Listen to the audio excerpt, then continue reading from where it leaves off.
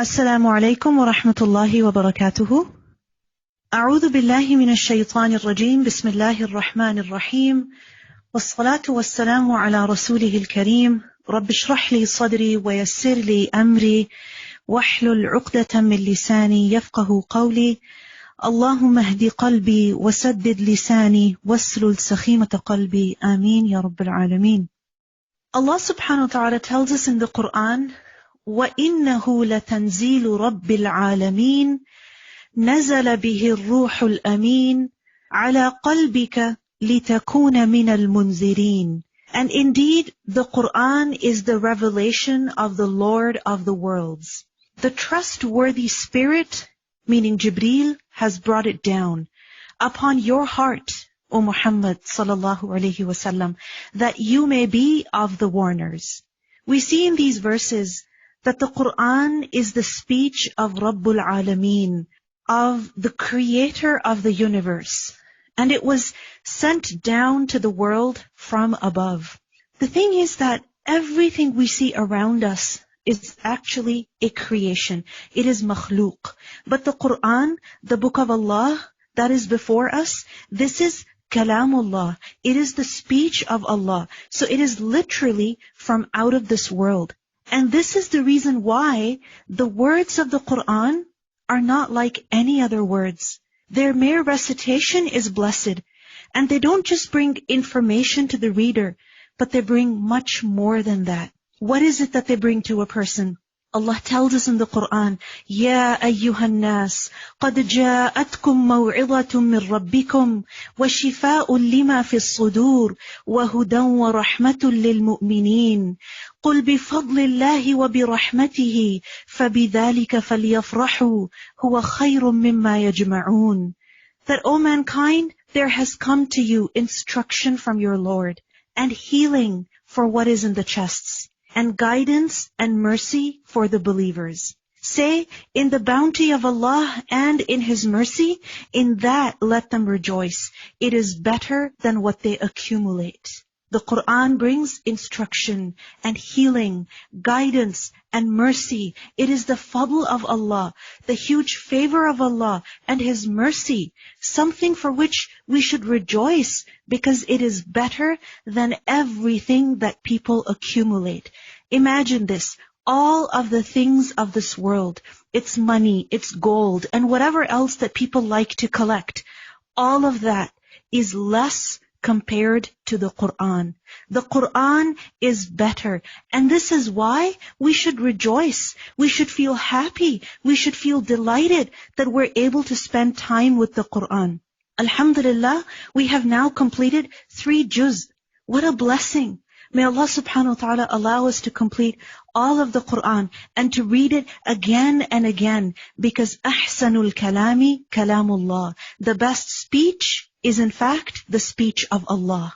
And because it is directly from Him, this is why it is one of the strongest and most effective ways of drawing close to Allah subhanahu wa ta'ala. Ibn Rajab rahimahullah said that of all the voluntary deeds by which a slave can attain nearness to Allah is the frequent recitation of the Quran and listening to it with reflection, attentiveness, and comprehension. The thing is that we do different voluntary deeds in order to draw close to Allah subhanahu wa ta'ala. We perform nafil prayers, we say adhkar, tasbihat, etc.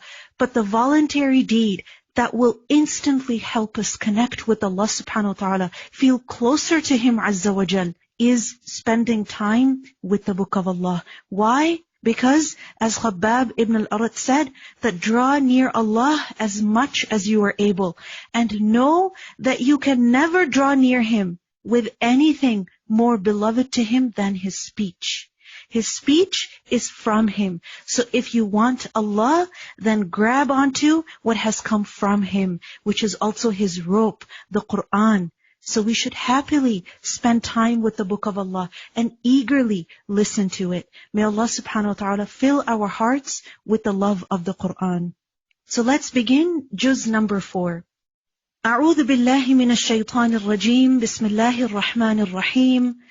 لن تنالوا البر حتى تنفقوا مما تحبون وما تنفقوا من شيء فإن الله به عليم.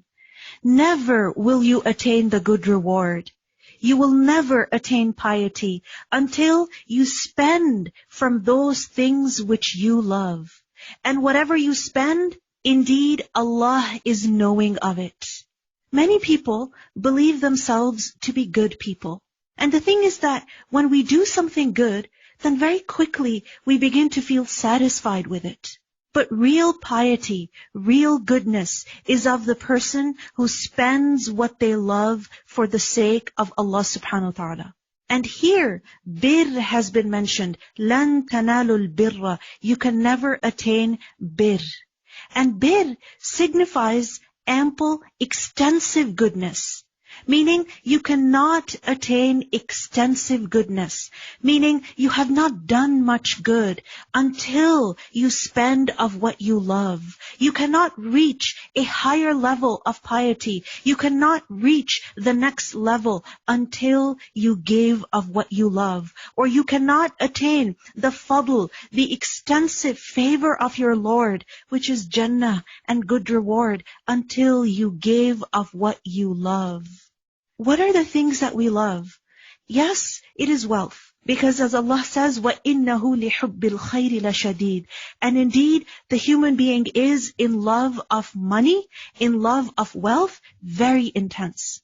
So when a person spends their money, which they love, why? They spend it out of love for Allah subhanahu wa ta'ala, because when you love someone, you spend on them, you give them the best that you have, then such a person receives Allah's love in return.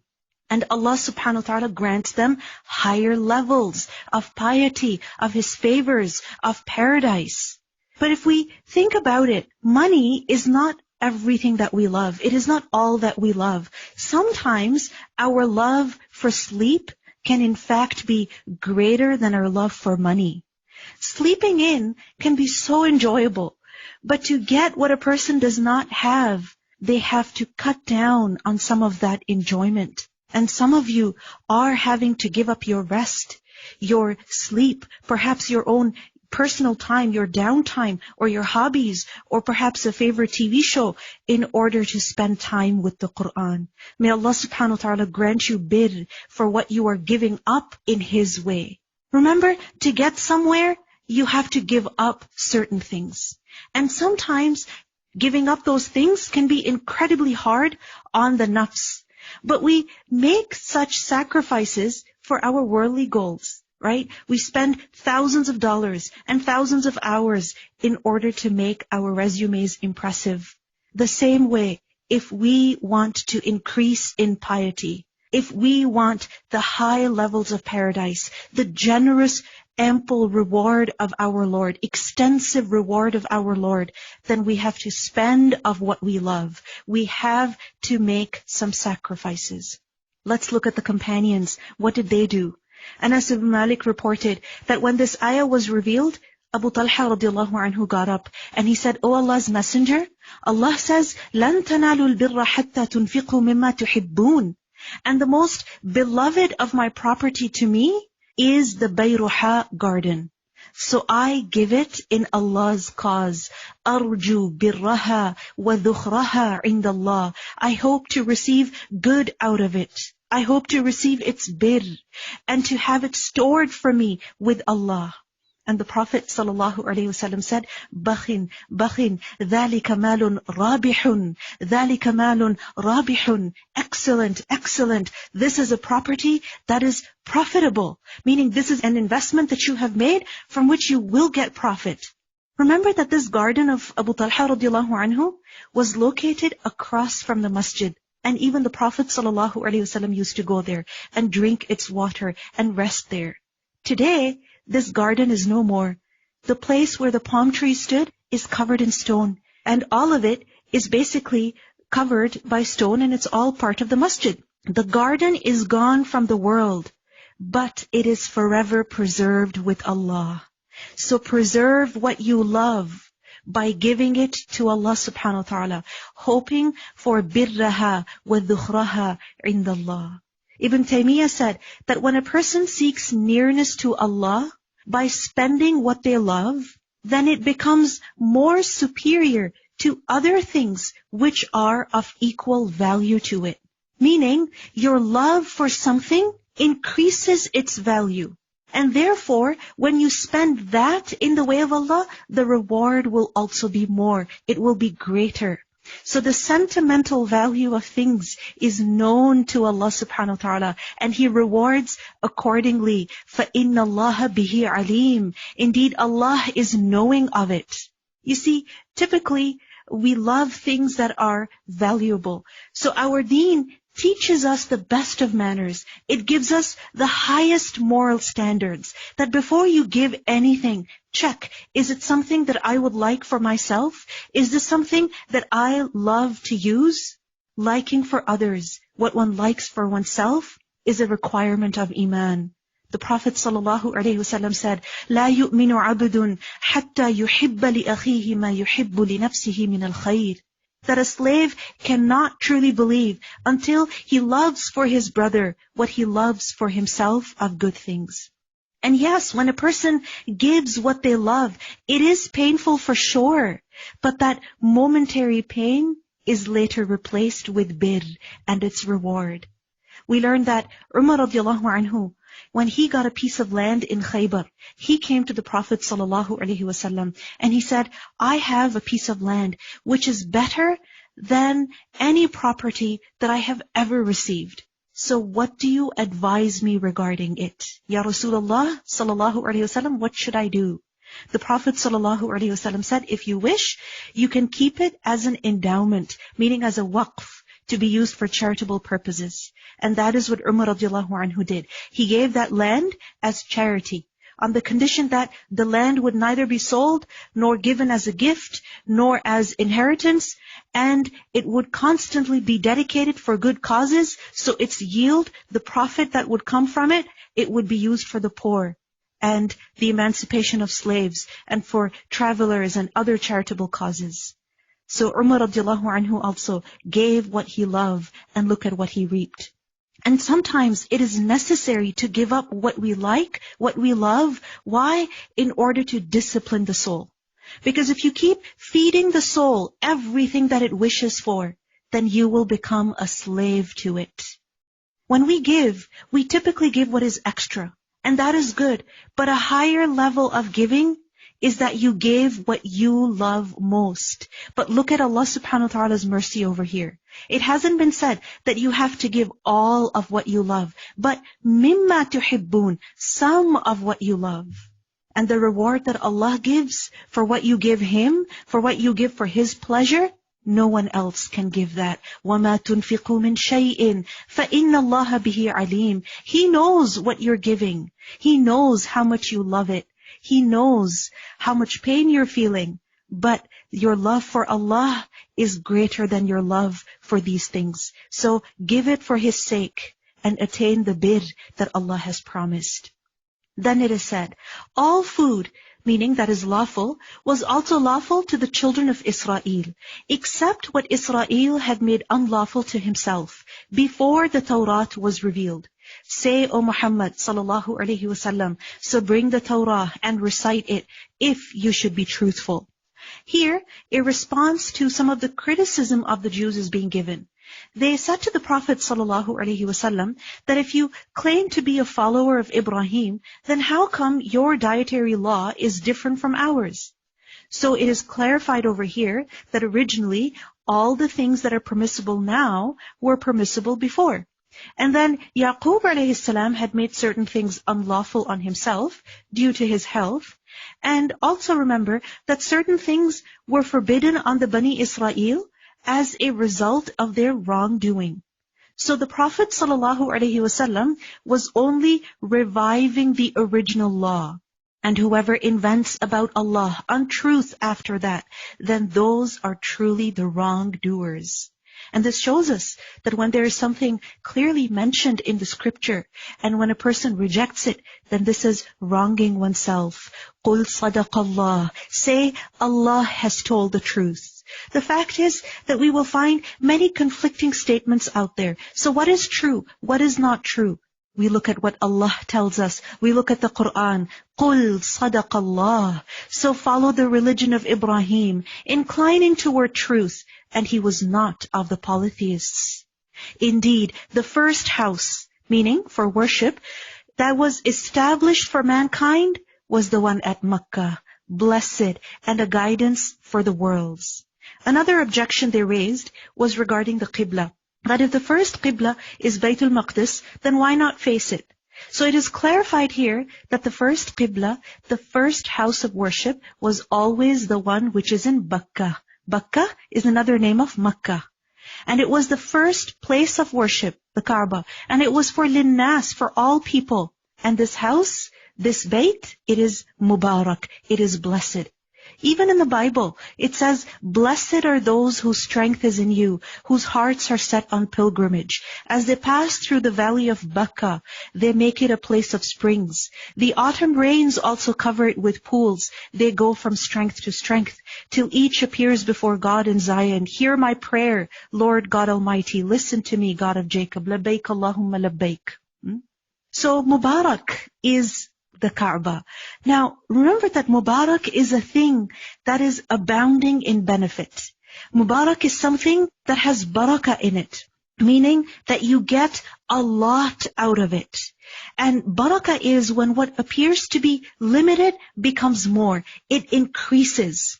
So the Kaaba is Mubarak. Why? Because there are so many religious and worldly benefits one can get by simply visiting it. We see that, for example, if a person prays in al-Masjid al-Haram, then the reward for salah is so much. The Prophet ﷺ said, one prayer in the sacred mosque is better than 100,000 prayers anywhere else. Hajj and Umrah can only be performed at the Kaaba. And we see that when a person performs Hajj and Umrah, then they get forgiven. The Prophet ﷺ said, وَأَنَّ الْحَجَّ يَهْدِمُ مَا كَانَ قَبْلَهُ. That Hajj, meaning it erases, it completely destroys the sins that were committed before it. And a person returns from Hajj free of sin, like he was on the day that he was born.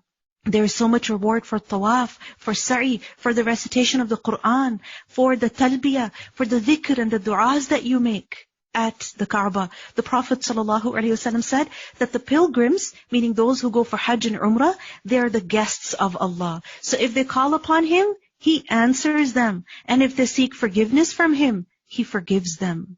And remember that when a person visits the Kaaba regularly, meaning for Hajj and for Umrah, they go constantly, then this is something that removes poverty and sin. There is abundance of rizq. There is that feeling of community, that ability to worship together collectively. It has a completely different impact on the heart. The love that you develop for Allah over there, the eagerness that you develop over there to repent to Allah. So yes, going for Umrah, going for Hajj, yes, it can be difficult at many different levels. The journey can be long. It can be very expensive. Or there's the discomfort of travel, using the washrooms over there, etc. But the worship that is performed at the Kaaba is worth it. So a person should always have that intention and that desire to go there and worship Allah over there. It is said, in it are clear signs such as Maqam Ibrahim, the standing place of Ibrahim, and whoever enters it shall be safe. And this is one of the first things that a person experiences when they visit the house of Allah, the peace of heart. Just looking at the Kaaba brings that feeling. And as you make tawaf, you feel closer to Allah subhanahu wa ta'ala. And the person who goes to it, meaning who goes to the Kaaba for Hajj, then they are in Allah subhanahu wa ta'ala's protection. Even we learned that towards the end of time, when the Dajjal will appear, then those in Makkah will be safe. And due to Allah from the people is a pilgrimage to the house. For whoever is able to find thereto a way, but whoever disbelieves, then indeed Allah is free from need of the worlds. We see over here that Hajj is an obligation. On who? On those who are able. And an obligation should not be delayed. The Prophet ﷺ said, hasten in fulfilling the obligation of Hajj, for none of you knows what may come before him as an obstacle. Subhanallah. We also learn in a hadith that Allah subhanahu wa ta'ala says, when I have given health to a servant in his body and given him ample provision, and yet 5 years go by and he does not come to visit me, meaning my house, then such a person is mahroom. They're truly deprived. The Prophet ﷺ also warned us, take benefit from this house, for indeed it will be raised 2 times, and the 3rd time it will be lifted up. And this is something that we can really feel these days. When we see the pictures of around the Kaaba, how it's empty. May Allah subhanahu wa ta'ala give us the tawfiq to go there. Have the intention that, Ya Allah, I am going to go visit your house. I am going to go for Umrah. I am going to go for Hajj.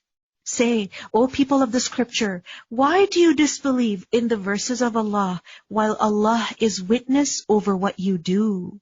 Meaning Allah is watching your actions, your behavior. So do not deny the verses of Allah. Say, O people of the scripture, why do you avert from the way of Allah those who believe, seeking to make it seem deviant, while you are witnesses, and Allah is not unaware of what you do? So these objections that they were raising all the time, they were not for the sake of the truth. They were just to make Islam seem deviant. O you who have believed, if you obey a party of those who were given the scripture, they would turn you back after your belief to being unbelievers. The Muslims are being warned over here. And how could you disbelieve while to you are being recited the verses of Allah and among you is His messenger? وَكَيْفَ تَكْفُرُونَ وَأَنْتُمْ تُتْلَى عَلَيْكُمْ آيَاتُ اللَّهِ وَفِيكُمْ رَسُولُهُ. And whoever holds firmly to Allah has indeed been guided to a straight path.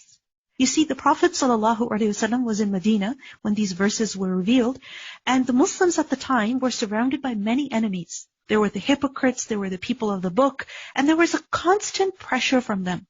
And they used different tactics to convince Muslims to leave Islam. And some of those are actually mentioned earlier in Surah Imran. So how is it that the Muslims were to remain steadfast in such a toxic environment? Meaning when there were so many external pressures, constant criticism on their religion and the use of trickery and deceit to turn the people away from Islam, how were they supposed to survive? We see in this ayah, Allah says, how could you disbelieve? Meaning you cannot. You have no reason. When there's 2 things. The first thing, وَأَنْتُمْ تُتْلَى عَلَيْكُمْ آيَاتُ اللَّهِ. That when the verses of Allah are recited to you.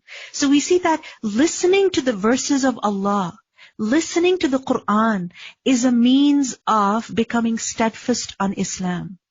A person can recite the Quran themselves also. They can read a book of tafsir on their own. But listening to the verses has a completely different impact. And secondly, وَفِيكُمْ رَسُولُهُ. Among you is His messenger. Being in the company of the Prophet ﷺ, having his guidance, having his example, this is also a source of thabat, of stability and steadfastness on Islam. The presence of the Prophet ﷺ itself was a source of firmness for the companions. So if we want to be firm on Islam, what do we need? We also need the company of the Prophet ﷺ. And how is that going to be? That is going to be when we learn the seerah, when we study the hadith, and we don't just study it once and then put it away, but we stay connected with it. Just as we stay connected with the Quran, we don't just read it once, but we read it again and again. We listen to it again and again. We stay connected on a regular basis with the Quran and with the words of the Prophet ﷺ. This is something that is essential for us and for our families, for our communities. Allah subhanahu wa ta'ala says, Ya ayyuhalladhina amanu, O you who have believed, ittaqullah, fear Allah. How? Haqqa tuqatihi, as He should be feared. Wala tamutunna illa wa antum muslimun, and do not die except as Muslims. Meaning leave this world in the state of Islam. And this is something that we should ask Allah subhanahu wa ta'ala for. That, Ya Allah, keep us firm on Islam. And it should be our wish that the last words we say before we die are La ilaha illallah. So in this ayah we are told, ittaqullaha haqqa tuqati. Fear Allah as He should be feared. This does not mean that you become terrified and you leave everything and you never get up from the prayer rug. This doesn't mean that a person does not do anything in their lives, that they just become sad all the time, that they don't socialize, they don't get married, or they don't take care of their family, or they leave their job, etc. No, tarku dunya is not a taqwa. Taqwa is not about quitting. Taqwa doesn't mean, the fear of God doesn't mean that you don't do anything. One of the companions explained taqwa as gathering your clothes together when walking through a path that is surrounded with thorny bushes. So taqwa is not that you sit and you don't go anywhere. No, you have to go through life. You have to go through those paths that are surrounded by thorny bushes, but you have to learn to protect yourself. And that is only possible when a person remembers Allah. So what is taqwa? Taqwa is that a person lives in this world. They engage with people. They do the things that they're supposed to. However, taqwa is an yuta'a fala yu'sa. That a person obeys Allah and they don't disobey Him. An yuta'a fala yu'sa. That Allah should be obeyed and not disobeyed. وَأَن يُشْكَرَ فَلَا يُكْفَرْ. That Allah should be shown gratitude to, not ingratitude. وَأَن يُذْكَرَ فَلَا يُنْسَى. And that Allah should be remembered and not forgotten. This is why the Prophet ﷺ said, اتَّقِ اللَّهَ حَيْثُمَا كُنْتَ. Fear Allah wherever you are. Meaning whatever situation you are in, whoever it is that you are dealing with, whatever work that you are doing, fear Allah at that time, in that moment, in that place, in that work. Taqwa of Allah doesn't mean that you don't do anything. وَاعْتَصِمُوا بِحَبْلِ اللَّهِ جَمِيعًا وَلَا تَفَرَّقُوا. And hold firmly to the rope of Allah. How? Jami'a, all together. What is the rope of Allah? It is the book of Allah. The Prophet ﷺ told us that. He said, Kitabullah huwa hablullah. The book of Allah is the rope of Allah, which is al-mamdud min as-sama'i ila al-ard, which has been let down from the sky to the earth.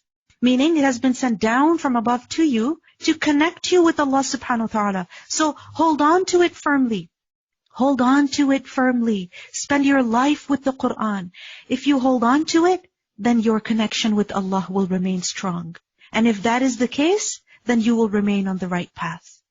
And hold on to the rope of Allah, jami'a, together. Meaning that together, it's not just important for one person to hold on to the Quran, but for all of us. The Prophet ﷺ said that Allah likes for you three things. That you worship Allah and do not associate anything with Him. That all of you hold on to the rope of Allah firmly. And that you are sincere to your leaders. So this is something that Allah likes for us, that all of us together hold on to the Quran. Why together? So that you are a source of strength for each other. The Prophet ﷺ explained the relationship between the believers. He said the believer to another believer is like a building whose different parts strengthen one another. And when he said that, he clasped his fingers together. The thing is that we need one another. We need each other. We cannot survive on our own. And one of the best ways of staying connected is through the Quran. And then it is said, وَلَا تَفَرَّقُوا. And do not become divided. Meaning instead of bringing one another down, we need to lift one another up. And the person who reads the Quran truly enters their heart. Then such a heart expands a great deal. There is compassion in that heart. There is empathy. There is concern for others. Then a person has the ability to forgive, to pardon, to overlook, to be generous. وَلَا تَفَرَّقُوا. Do not become divided. And remember the favor of Allah upon you when you were enemies and He brought your hearts together and you became, by His favor, brothers. Subhanallah. Consider the state of the Muslims before Islam. The Arabs were constantly fighting one another. And because of Islam, what happened? They became united like brothers. And this bond of brotherhood through Islam, this bond of sisterhood through Islam, this bond at times is stronger than even blood relationships. When you come together because of the Quran, you learn to love one another for the sake of Allah. And this kind of love is actually everlasting. And this can only be with Allah's favor. Remember the favor of Allah upon you. Previously you were enemies, and Allah, by His favor, joined your hearts together. So this shows us that when the hearts of a people are united, they're together, this is a sign of Allah's favor upon them. It shows that they're doing something right, that Allah has blessed them with unity. But if the hearts are divided, there's jealousy, there's disrespect, lack of trust, fighting, argumentation, then such people are deprived of Allah's blessing. Then it is said, and you were on the edge of a pit of the fire, and He saved you from it. Thus does Allah make clear to you His verses, that you may be guided.